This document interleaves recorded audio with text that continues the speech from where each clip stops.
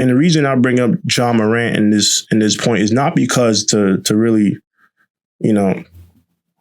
bring shame to him, because he is still fairly young at 3 years old, I believe, if I'm not mistaken.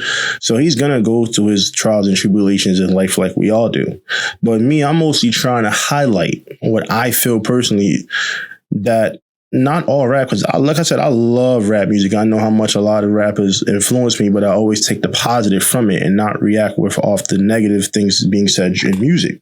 So with that being said, of course, there's no secret about it. I wanted to make sure that, first of all, that we all calm down. That's why I didn't want to just go straight forward like everybody else and react to it. I kind of wanted everyone to just let it settle in, process the information, and then think about it, right?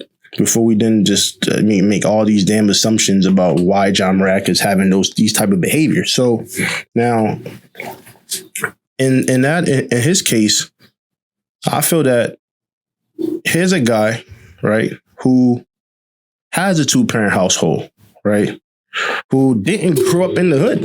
He did not grow up in the hood. He grew up in a stable home where he had both his mom and his dad there, right? And yet we've seen him plenty of times go on these outlandish rants and behaviors, and next thing you know, he's flashing and brandishing guns online on social media in the club, flashing a gun by to fight a 17-year-old, flashing a gun at the 17-year-old kid that he did. And then just recently, he's brandishing a gun in a car with seems to be his homies on camera. Now, I always question, who do you blame in this instance? Is it the kid? Like I said, is it the parents? Is it the music? Here's a guy who's 23 who's not even a kid, right? But yet he chooses to do these choices. Here's a guy who has a large following. He's a part of the new age generation where a lot of kids really love the dude and look up to him. And he chooses to make these type of behaviors. But most importantly, it's not even just the behaviors I'm concerned with, is because it's the impact that I knew that the music is having on him. And it so happened to be, of all people, that he's rapping the lyrics while he's branching the gun to freaking what's his name? NBA Youngboy, right? So at this point, I'm always going to bring it back to what I feel is a negative impact of rap music. Because at the end of the day, say what you want. It is impacting our youth.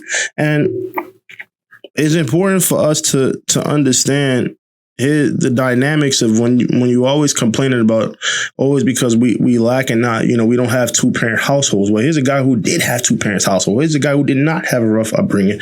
He lived in a suburban neighborhood, right? He made it to the league. Why is he having these behaviors, right? So once again, is the lyrics that I always feel that's causing these guys to have certain type of behaviors. Excuse me, I'm sweating here because it is a little bit hot where I'm at. I had the window down, but it's still roughly hot. So excuse the sweat. I don't really sweat like this, but it is what it is. So in this instance, we talk about role models. Who do we look up to? Because like I said before, he didn't have an unstable home. So then you have to figure out, why is he having these type of behaviors? If it's not the parents, because you can't blame parents anymore. He has both his mom and his dad available, right? They grew up in his life. They nurture him correctly. They help raise him into the young man that he is today, who made it. So why is he still choosing to want to live some type of street or thug life when he doesn't have to?